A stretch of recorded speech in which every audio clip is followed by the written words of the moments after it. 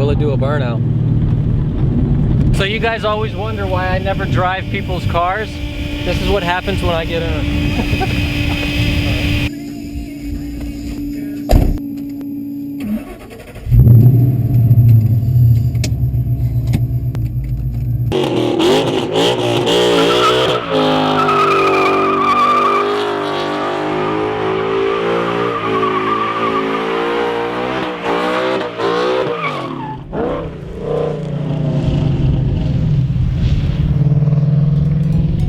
That was a burnout.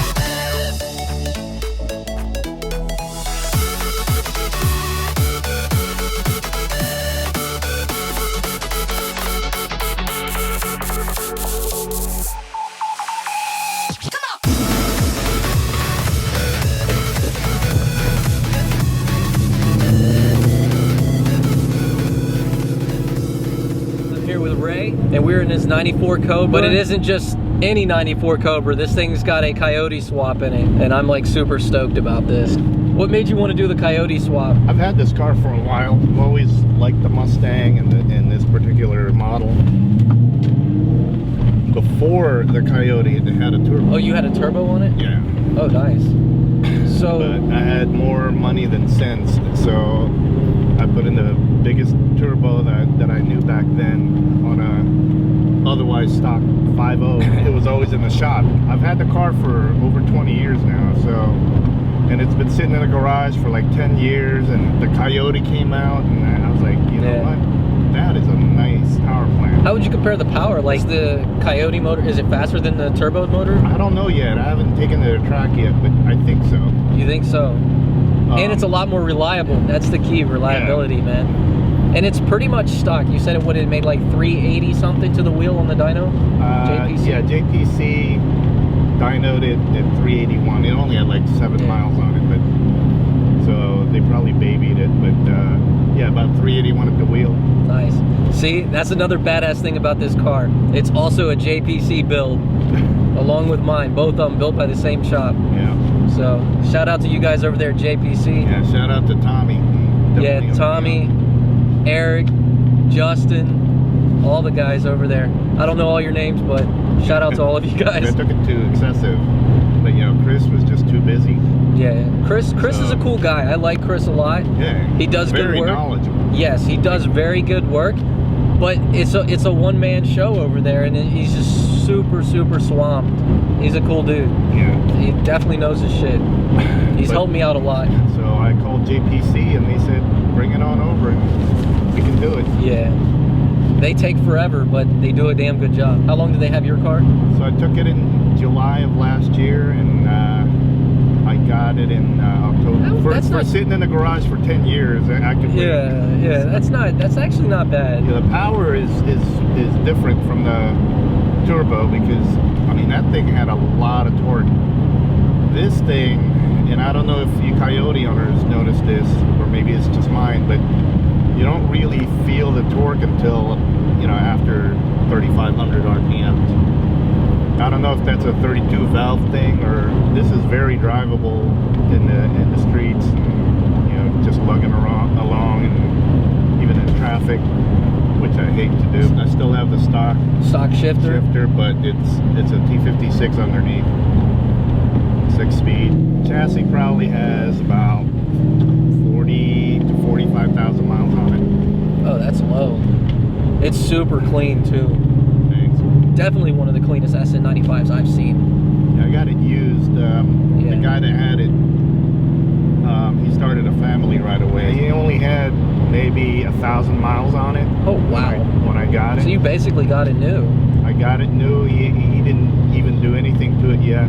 So the first thing I did was, and this was a long time ago. I don't know if they still sell them, but I got the Kenny Brown suspension kit because I wasn't really into drag racing, but more or less I wanted to do road racing with it. What's the wheel setup on this? Because the wheels look good as shit. So the fronts are 17 by 8.5 with the 255s in it, and then the back is 17 by 11. The rims are from Simmons. It's a wheel in Australia, but I think they're defunct. They don't sell them anymore. Oh, they don't sell them anymore? Yeah, it's a three-piece. These wheels definitely set off the car. And the white, he's got the best color too. Yeah, everybody already knows I love white cars. Yeah, my friends give me a hard time with the mud flaps though. I don't know if you saw the mud flaps. I'm not a fan of mud flaps. I'll admit that I don't like mud flaps. A lot of the Subi guys used to put them on there, and I think they just look tacky. I don't know. It's not a truck. Let's do a pull in this thing.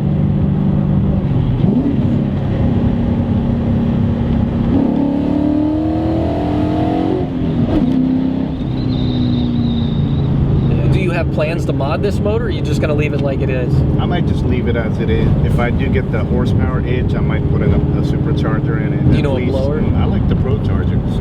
Pro Chargers? It's kind of what where David Patterson went with his Pro Charged his right. Mustang.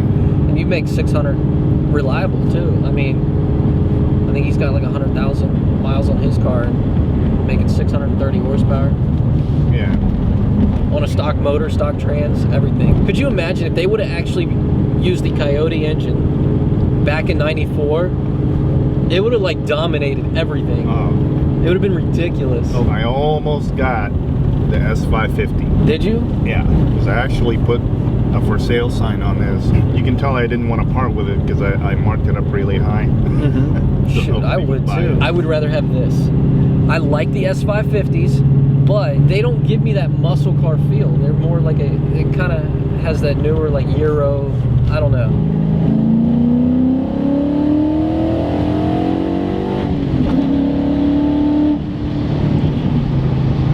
Dude. She gets up, man. The higher RPMs is fun. BBK, long tube headers, X-pipe, specifically for the Coyote.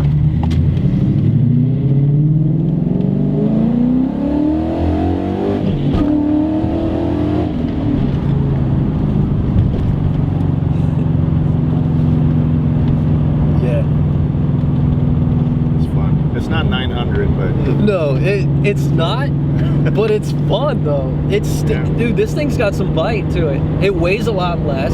I surprised some people because they think it's an old Mustang. They're like, yeah. I mean, you see the Cobra badge on the side. I mean, you got to expect something, but well, it came with only 245 horsepower. 245. You like my RAV4 has more horsepower than this car stock. The older Mustangs are slow as shit. You ride in a stock like 4.6. Right. Dude. Of course, it doesn't have any electronic nannies, you know. Yeah, you don't need all that. I hate all that shit. It doesn't have traction control, so well, it's as basic as it can get. You end up turning traction control off anyways. I'm glad you like it, man. Dude, I love this thing. I'm like cheesing. From a guy with the 900 horsepower Mustang, I'm like, it's not even half of yours. But it's, dude, I love the gauge setup that you have. What brand is that? That's the AIM Strata MSX. That's badass. It looks, I mean, that just screams like fucking race car. So I noticed this Coyote's making 0 boost. Your boost gauge just stays reading 0. Oh, these are dead. Oh, the gauges? That's from the turbo. When you had the turbo kit? You can still get your air fuels hooked up. Yeah, that one melted too, so. Oh yeah, that one's melted. It's not out there, man, for 8 months. You gotta come up with something cooler though. The G-forces melted and bent the gauge back. This thing is awesome though. I would actually do something like this for a project car. Have you thought about the TVS?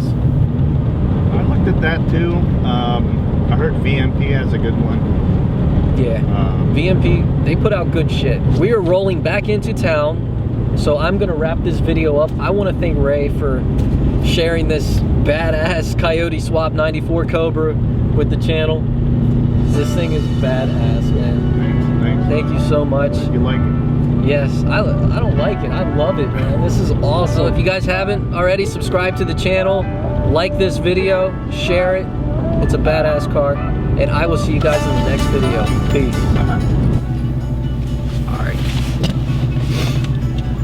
All right, guys. So a lot of you guys are probably wondering, how hard is it to actually do a Coyote swap in an SN95 or a Fox body or any type of older Mustang?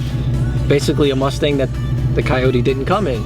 And so how hard would you say that is to do? I wish I did it myself and had the know-how to, but I had JPC Racing to do it for me. They did a great job. Definitely fits in this car. You have to know about the harnesses. I think, you know, the hardest part probably was the control pack and everything else to make everything work. Especially if you want AC in it, you know, booster brakes. I mean, those are added accessories that you gotta have to consider. Yeah, but special mounts and special mount K-member. So the K-member, I mean, you don't have to, but I recommend getting the Maximum Motorsport. That's what I got here. I went all out. The suspension on the front end is coilover. Oh, nice. So this, we didn't do any turns, but this actually can stick. But it saves a lot of weight up front as well. But yeah, it's, I mean, is it hard? Probably, because it's, you know, it's not too pricey, is it? So when you're talking about price, if you're just doing the motor and you have like a NewEdge where all the components and all the dashboards and everything are compatible with the harness, you're gonna spend a lot less. I've heard from, you know, 12 to 15,000 to do the swap. Yeah, that's not bad. It's not. I mean, it's expensive, but it's expensive, but I'm telling you, it's worth it. Like for me, it's worth it. I spent a little bit more because there's a lot more to be done with the car. Yes. It's sat for like 10 years, and yeah, you know, some of it was falling apart. So all the suspension had to be redone. So they did that for me as well. But as far as for a Coyote swap, you just really need the harness, the engine. If you can get one used from a F-150, that's even better. I got mine brand new from Summit Racing. Oh, nice. What are they, about 6 grand? I got that one for 4. For only 4? has one left. And I got it like 2 years ago. Or you can pay what is it, 12 or 13 or 9 grand for the Illuminator? You can probably still get the Coyote motor, the 11 to 14. That's what I have. It's doable though, so that's all right. Well, thanks again, man. I wanted to throw that in there for you guys because I know a lot of you guys are probably going to ask that, so that's why I threw it in here towards the end of this video. Because most people that are probably going to watch this is because they're probably interested in doing this themselves. Hopefully I answered a few of your questions, and I'll see you guys in the next video.